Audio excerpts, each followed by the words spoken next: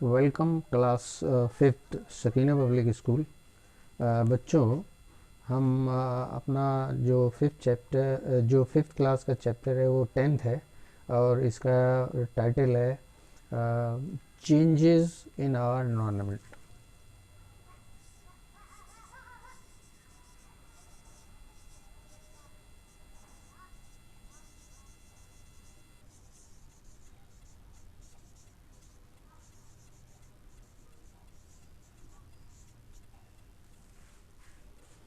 Changes in our environment. बच्चों, हमने इसके बारे में बताया था कि इसमें जो चेंजेस ह्यूमन बींग्स के ज़रिए लाई जा रही हैं वो चेंजेस इस एनवायरनमेंट को बिल्ट एनवायरनमेंट बना देती हैं और इसको आहिस्ता आहिस्ता पोल्यूट कर रही हैं। और ये पोल्यूशन जो है वो चार किस्म के हैं। ह्यूमन एक्टिविटी से ही ज़्यादातर जो एयर पोल्यूशन है, वाटर पोल्यूशन है, लैंड पोल्यूशन है और नॉइज़ पोल्यूशन है। इसमें पूरी तरह से ह्यूमन बींग्स इन्वॉल्व हैं। सबसे पहले हम लेते हैं एयर पोल्यूशन। पोल्यूशन जो है वो इसमें दो लफ्ज़ों का आप इस्तेमाल समझ लीजिए। कंटेमिनेशन का जो इन्वॉल्वमेंट है, गंदी चीज़ों का इन्वॉल्वमेंट हमारे एनवायरनमेंट में पोल्यूशन कहलाता है, और जो कंटेमिनेंट इस एनवायरनमेंट को पोल्यूट कर रहे हैं उनको पोल्यूटेंट कहते हैं। तो हम पहले हम पढ़ेंगे एयर पोल्यूशन। हम जानते हैं एयर हमारे लिए कितनी इम्पोर्टेंट है, हमारी ब्रीदिंग के लिए कितनी इम्पोर्टेंट है। ये 24 घंटे हर वक्त हमारे लंग्स में एंटर करती है। अब ज़रा सोचिए, जो चीज़ हर वक्त हमारे लंग्स में एंटर कर रही है, हमारे लंग्स में जा रही है, वही अगर गंदी हो जाए, पोल्यूट हो जाए, तो फिर हमको बहुत सारी बीमारियों की तरफ ये मोड़ देती है। हमको ब्रीदिंग डिजीज़ेस लग जाती हैं, कैंसर जैसी बीमारी तक इससे हमको होती है। तो ये जो हम पोल्यूटेंट की बात कर रहे हैं एयर में, डस्ट, स्मोक, हार्मफुल केमिकल्स के इफ़ेक्ट्स, ये सब हमारे एयर में पहुंचते हैं।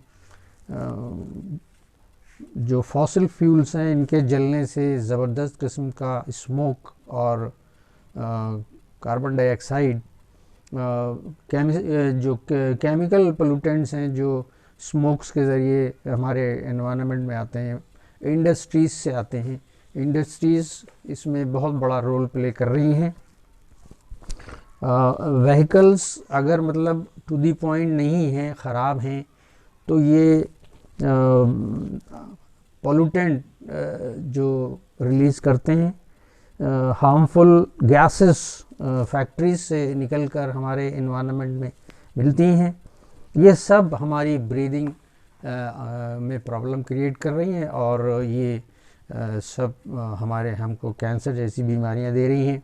इसके अलावा हमारे एनवायरनमेंट में कार्बन डाइऑक्साइड और मीथेन की ज़्यादती हमारे एनवायरनमेंट का टेम्परेचर बढ़ा रही है और इसका नतीजा निकल रहा है ग्लोबल वार्मिंग।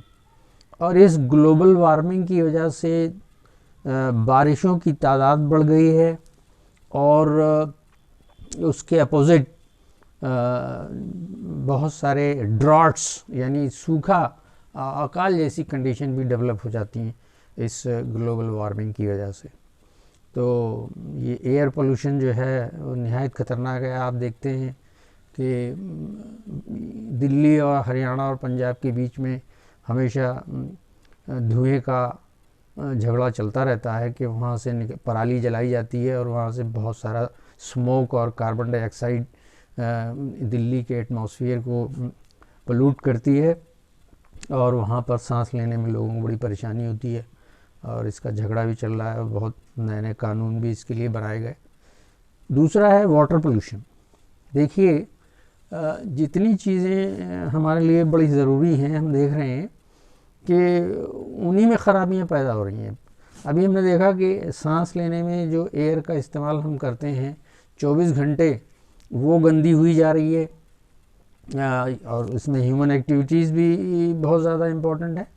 और देख रहे हैं पानी भी जो है वो पोल्यूट होता जा रहा है।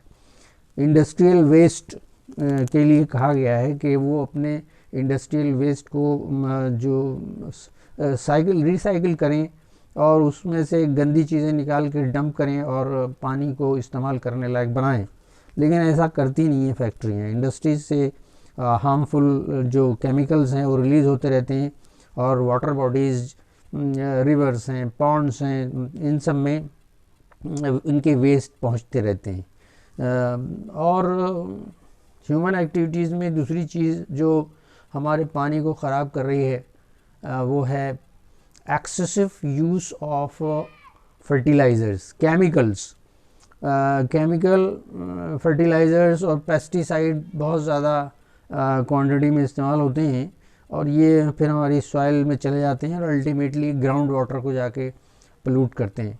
और इनके पोल्यूशन से फिर जो ग्राउंड वाटर जो हम लोग निकालते हैं अपने पीने के लिए, वो फिर अच्छा नहीं होता। इसके अलावा नदी के किनारे बैठकर नहाना या तालाब के किनारे बैठकर नहाना, कपड़े धोना, ये सब भी हमारी उन लेक्स को, पॉन्ड्स को, रिवर्स को गंदा करता है, और उसमें नाइट्रोजन, फास्फोरस कंटेनिंग केमिकल्स पहुंचते रहते हैं पानी में। This leads to excessive growth of algae. जब एल्गी पूरी तरह से छा जाती है तालाब के ऊपर या नदी के ऊपर, तो फिर वो it checks the penetration of air into water and penetration of sunlight into water. फिर ये दोनों चीज़ें जब नहीं घुसती हैं तो पानी में जो कुछ चेंज आने वाली होती है, कुछ बेनिफिशियल चेंज आने वाली होती है, वो नहीं आती इनकी वजह से। The penetration of sunlight and air thus reducing oxygen, पानी में ऑक्सीजन कमी हो जाए। This adversely effect the aquatic life. समुद्रों में, ओशंस में आपने देखा होगा कि बड़े बड़े जहाज़ जो हैं वो तैरते हैं, और कभी कभी तो ऑयल टैंकर लीक हो जाते हैं, तो हज़ारों टन जो है, हज़ारों लीटर तेल जो है वो पानी में घुल जाता है, और उससे जो जो जो passage of air into water है वो रुक जाती है, और अंदर की ऑक्सीजन जब एनिमल इस्तेमाल कर लेते हैं तो फिर वो फिर सफोकेशन में because of the lack of breathing they die.